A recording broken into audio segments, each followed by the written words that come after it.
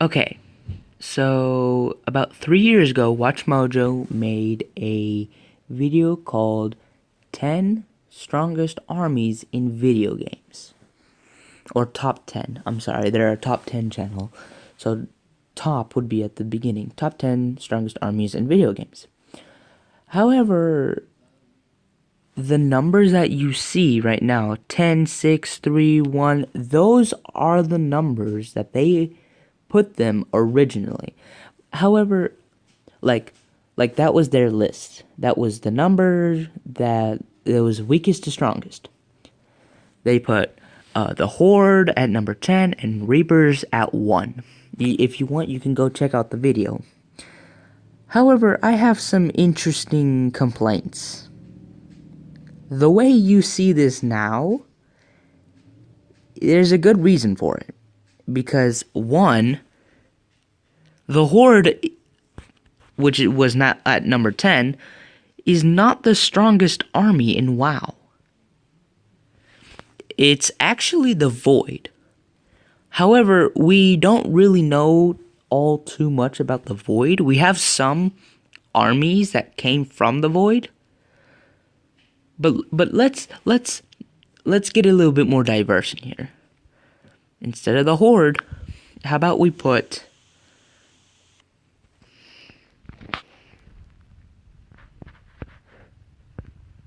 however you say that, the Legion. Now, if you don't know World of Warcraft, you will probably be thinking, how would the Legion be able to beat the Covenant from Halo or the Reapers? Or, well, let me tell you, they literally have planet-sized titans that could literally slice everything open. And if that wasn't enough, that's actually one of the commanders. That's just a single commander, that's it. And this is the second strongest army too. They have, if the demons that are in the Nether come out, they're literally unkillable. They are practically immortal, like age-wise. But if you kill them, they literally just respawn in the Nether. So you have to go into the Nether to kill them. So it's basically not even close at all. So, agreed? Agreed. Let's just agree to disagree. The Combine. How the Combine would be able to kill all these? Oh, I don't know. They took planet Earth with all of its diverse and technologically advanced places and regions and literally conquer them in 7 hours and reestablish the entire place as well. Less than a day. You don't get more powerful than that.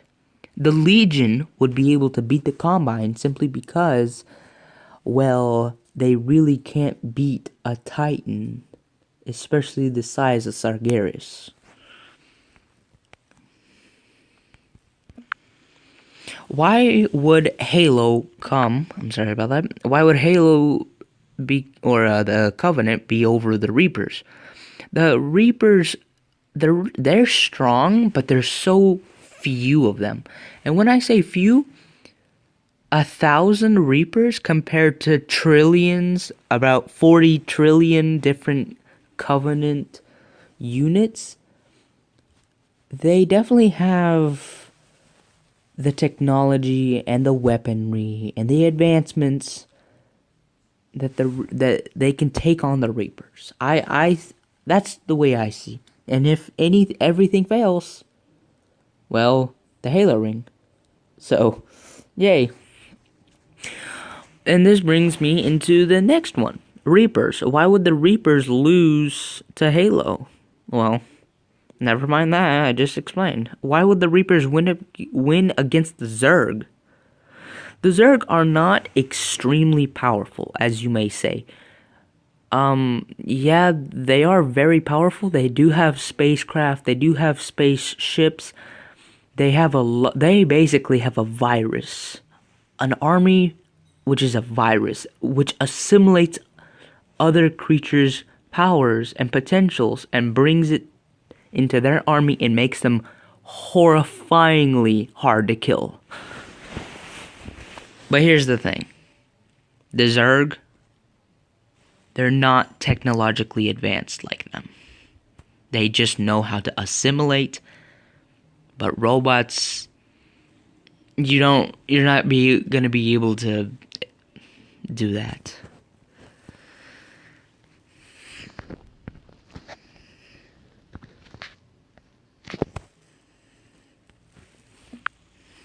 So, the Brotherhood of Nod. Actually, this is incorrect. The way I see it, the Brotherhood of Nod should actually be replaced with the Soviets. The Soviets, they don't have as much power. How can I say it? As much of a grasp as the Brotherhood, but the army and potential is much higher. They're more technologically advanced, but how would they go up against the Zerg? It's basically just if humanity was able to make giant mechs the size of a house and put 2 miniguns on each side versus, I don't know, a giant, what's it called? Just a giant freaking bullet sponge and hundreds of little Zerglings, and just, that would not go well. So that's why I think Command and Conquer is number 6. Now, Watch Mojo actually did have different numbers for all of these, obviously, but Command and Conquer, I don't see how they would be able to fight the Covenant off, or the Reapers, or the Zerg. They're just humans. They're just humans who are extremely technologically advanced. Yes, they may have another dimension that they can go to, but they can't actually fight the army. So yeah, that's an issue. The Locust. Now, if you can obviously see with your eyes, the Locust are at number 5, which is very interesting because I put them at 7. So what happened? Well, you see, they put the Locust right behind the Zerg, but Command and Conquer at 3, and the Covenant at 2, and the Reapers at 1. However, the Legion and the Combine would be able to destroy most of these. Actually, scratch that out, all of these. So, the Locusts are not as powerful as you may say. Yes, they're more powerful than Wolfenstein, but technologically advanced Soviets from Command and Conquer, I mean, you're fighting up against mechs. Massive ones, too. It's not just like some easy peasy, no big deal, just like walk through. No, it's not. It is going to be a hellhole.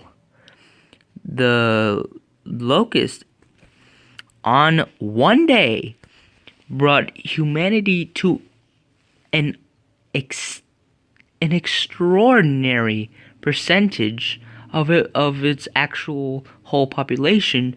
From day one, they were already at the blink of extinction. They literally got up and almost exterminated all of the humans. And then 15 years later, we get plot armor. But you know what? I'm not counting plot armor here. Which is, unfair. Next, Wolfenstein. Now, in their actual list, they put Wolfenstein under Helghast. But here's the thing.